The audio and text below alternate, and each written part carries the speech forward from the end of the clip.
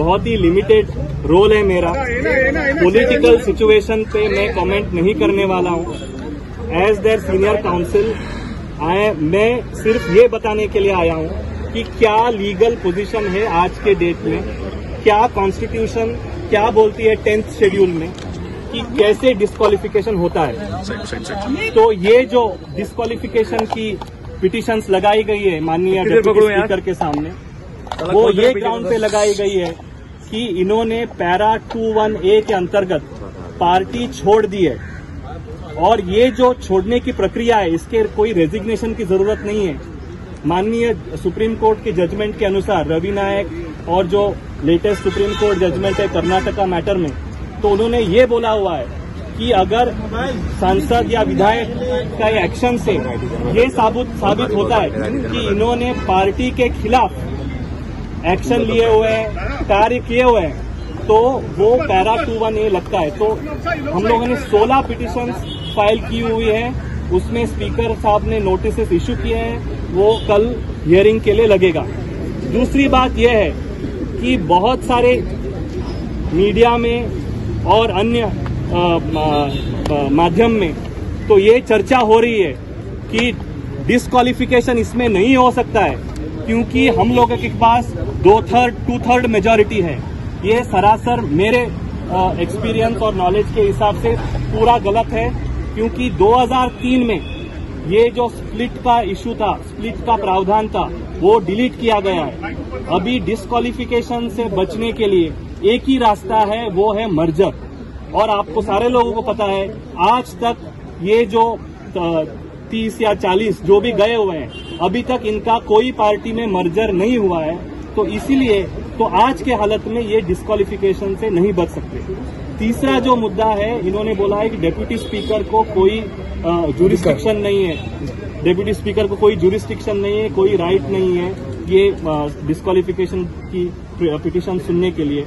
उसके लिए मुझे यही कहना है कि कॉन्स्टिट्यूशन में क्लियर प्रोविजन है 180, उसमें ये बोला गया है कि जहां पे भी वैकेंसी है स्पीकर के ऑफिस में, तो deputy speaker can perform all the functions of the speaker.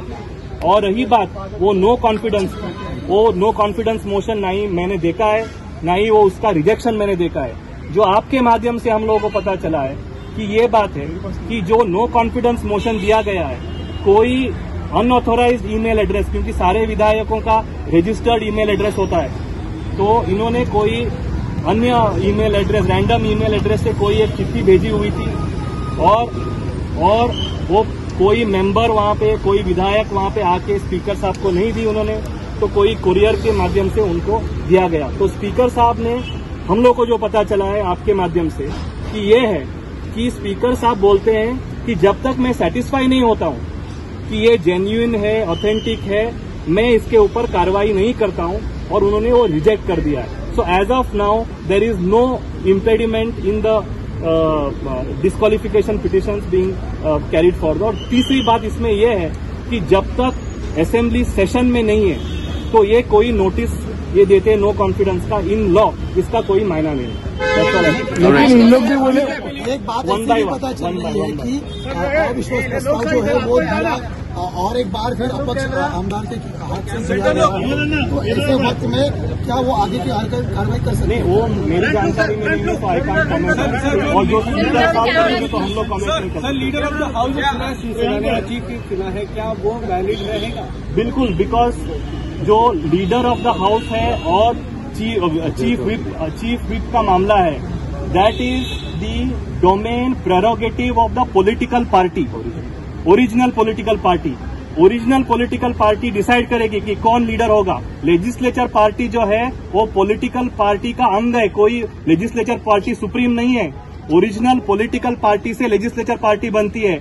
Legislators are elected on the ticket of the political party.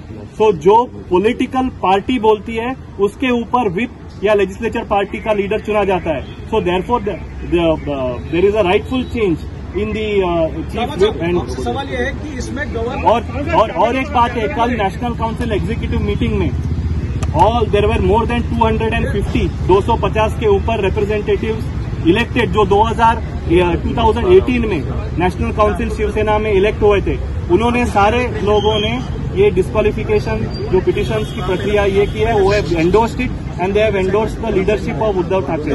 सवाल ये है कॉन्स्टिट्यूशन एक्सपर्ट हो या आपको कॉन्स्टिट्यूशन की ज्यादा जानकारी है तो क्या इसमें गवर्नर जो है वो डिप्टी स्पीकर के पावर को ओवर पावर कर सकते हैं क्या? गवर्नर का क्या रोल रह सकता है? Government as far as governor's role is concerned, Nabam Rebiya's judgment, Arunachal judgment is very clear. जो डिस्क्वालिफिकेशन मामले में governor has no role to play. आप कॉन्स्टिट्यूशन बेंच की नबम रेबिया जी की जजमेंट पढ़ लीजिएगा। 5 जजेस bench of the supreme court have clearly said कि governor has no role to play. Governor special convention बुला सकते हैं क्या? सेशन बुला सकते हैं फ्लोर टेस्ट के लिए? अभी तक उनका डिस्क्वालिफिकेशन हुआ नहीं है।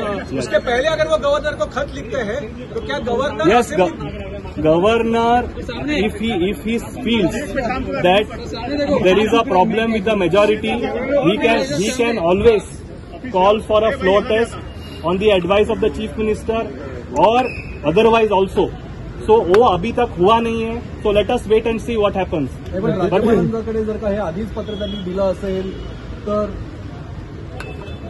if there is a floor test, Samanji and the political parties will take a call how to go forward. This is not a legal question. मीडियावर देत राहतात, बातम्या देत राहतात आणि आपल्याला कल्पना आहे की आम्ही आमच्या शिवसेनेच्या वतीनं आज सन्माननीय सुप्रीम कोर्टाचे ज्येष्ठ वकील माननीय कामत साहेब माझ्यासोबत आहेत. त्यामुळे आम्ही जे काही सांगतो त्याला तुम्हाला ऑथेंटिसिटी जर ऐकायची असेल आज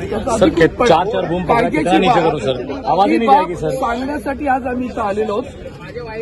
मूळ मुद्दा असा आहे की आम्ही हे जे मंडळी गेली त्यांनी आम्हाला माननीय उपाध्यक्षांनाच काढून टाकण्याची नोटीस दिली. त्यानंतर ती नोटीस कशी गैर आहे हेही सांगितलं गेलं. त्यानंतर आम्ही या सगळ्या लोकांना डिस्क्वालिफिकेशन करावं म्हणून 16 लोकांना आम्ही नोटीसेस दिल्या. त्याच्यावरही कारवाई सुरू झालेली आहे. पण ती तुम्हा सगळ्यांना वाटतं की ती कितपत खरी आहे. तर ती खरी बघायची असेल पाहायचं असेल तर आपल्याला एक कळेल की अरे खाली बस रे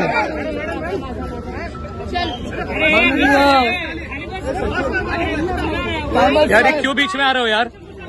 माननीय कामत साहब इतना आलेले हैं तो कुछ सांगते. आता अभी मैं हिंदी में बात करता हूँ. मेरी पूरी बात होने के बाद में कामत साहब बात करेंगे. आप सभी जानते हो कि अभी जो महाराष्ट्र में राजनीतिक परिस्थिति खड़ी हुई है कि हमने क्या क्या नोटिस दे दी है. हमारे उपाध्यक्ष साहब ने कौन सी नोटिस दे दी है, उनके डिस्क्वालिफिकेशन के बारे में नोटिस जारी की है. ये सारे जब हम बोलते हैं तो लोगों को लगता है कि इसमें कितना सच्चाई, कितना खरा है, कितना झूठा है. रोजाना अखबारों में, रोजाना मीडिया पे कुछ न कुछ उल्टा सीधी बातें करते रहते हैं. तो उसकी कानूनन जो ऑथेंटिसिटी है वो बताने के लिए मेरे साथ में आज हमारे सर्वोच्च न्यायालय के ज्येष्ठ वकील देवदत्त कामत जी मेरे साथ में खड़े हुए हैं. वो आपको सारे प्रश्नों के उत्तर देंगे. Finally in English I say that every one of you know that what is happening, political turbulence is going on in Maharashtra. Right, sir. In that case, many of the people who have defected the party have gone and have came in Assam. So therefore we have initiated legal action against them, and accordingly the notices of disqualification have been served to some of the members. Around 16 members we have already served the notice.